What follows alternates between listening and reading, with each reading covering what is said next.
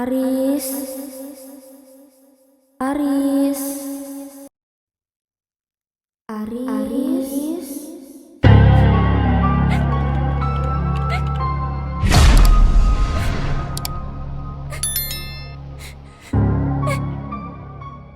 Assalamualaikum, balik lagi sama aku di Ngapeh Malam. Oke, pada malam ini aku mau membawakan cerita dari pengalaman seseorang yang pernah hilang di gunung. Waktu dia cerita ini ke aku, nadanya itu biasa aja, nggak dilebih-lebihin, kayak lagi nginget sesuatu kejadian yang udah lama yang menimpa dia. Kita mulai aja ya. Waktu itu pendakiannya itu normal, bukan pendakian pertama, dan gunungnya juga bukan gunung yang asing buat dia. Dan dia pun naiknya tuh rame-rame. Cuaca bagus, jalur jelas. Sebelum berangkat pun mereka tuh masih bercanda. Nggak ada perasaan atau firasat apapun.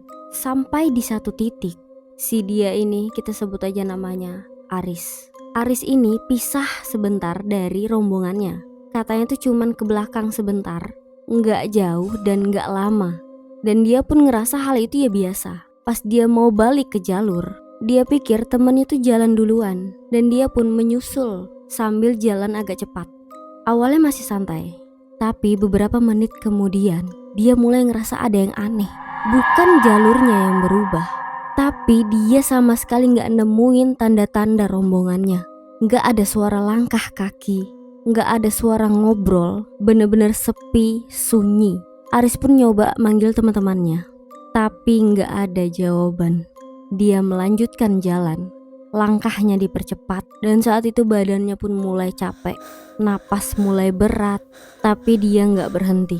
Pikirannya itu cuma satu, aku harus cepat nyusul, aku harus cepat nemuin mereka.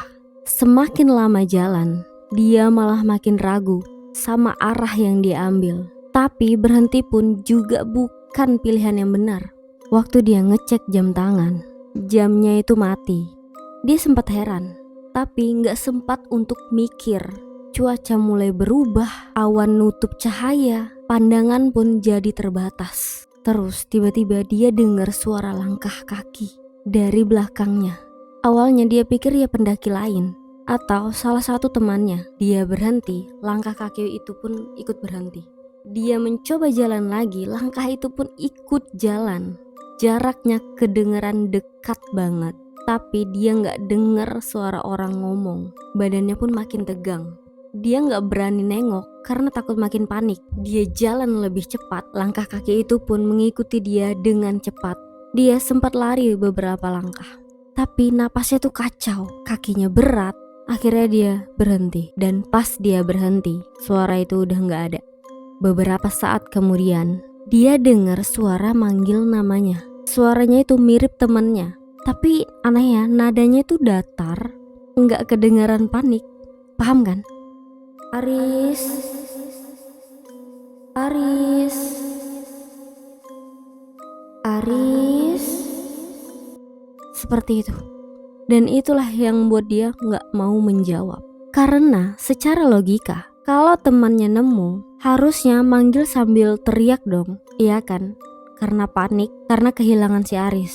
Makanya Aris lebih milih untuk diam, gak ngejawab, dan gak nengok juga. Dia melanjutkan jalannya lagi. Walaupun arah udah gak jelas, dia terus berlari sampai akhirnya dia terjatuh. Begitu dia berhenti total, semuanya baru kerasa. Capeknya, hausnya, takutnya. Dia pun nangis, doa keluar seadanya. Cuma minta bisa pulang. Dia nggak tahu berapa lama dia di situ. Tidurnya putus-putus, bangun sebentar, terus dia tidur lagi. Sumpah aku sedih karena aku banyak dengar berita orang-orang hilang di gunung yang lama banget baru ditemuin. Itu gimana gitu perasaannya, sendirian mencari jalan keluar. Sumpah itu sedih banget ya. Dan ditungguin keluarga. Gila. Dan sampai akhirnya dia dengar suara dari tim SAR jelas ya. Dan dia pun berusaha untuk menjawab sebisanya dia. Waktu tim SAR nemuin dia, kondisinya tuh udah lemas, dehidrasi, dan hampir gak bisa berdiri. Menurut catatan tim SAR, dia ini hilang selama 3 malam. Tapi Aris itu ngerasa aneh saat mendengar tim SAR bilang seperti itu, karena yang dia rasakan dia tuh hilang baru semalam. Cuman 1 kali gelap, 1 kali dingin, 1 kali tidur dalam kondisi duduk. Gak ada ingatan sama sekali tentang 2 malam lainnya. Bukan karena ada hal aneh, tapi karena tubuhnya itu udah terlalu capek aja. Dalam kondisi kayak gitu, waktu jadi gak kerasa jalan. Setelah dievakuasi, baru kelihatan tanda-tandanya. Bibir kering, otot kaku, luka kecil di kaki dan tangannya. Sepatu dan tasnya itu pun penuh dengan lumpur. Padahal menurut laporan, jalur pendakian waktu itu kering. Dan Aris pun gak ingat sama sekali kapan itu terjadi. Aku sering kepikiran tiap baca berita orang yang hilang di gunung. Seperti inikah yang mereka rasakan? Padahal prosesnya panjang dan pelan. Dimulai dari satu keputusan kecil yang dianggap sepele. Dan di titik ini, aku kepengen nyebutin nama mereka. Almarhum Syafiq Ali, semoga husnul khotimah. Dan untuk Yasid Ahmad Firdaus yang sampai sekarang masih dalam pencarian, semoga segera ditemukan. Dan kita doakan bersama, karena mereka bukan hanya sekedar nama di dalam berita. Mereka manusia, mereka punya keluarga, punya orang-orang yang nunggu kabar mereka. Cerita ini bukan buat nakut-nakutin dan bukan buat bikin gunung itu kelihatan mistis, tapi buat ngingatin satu hal.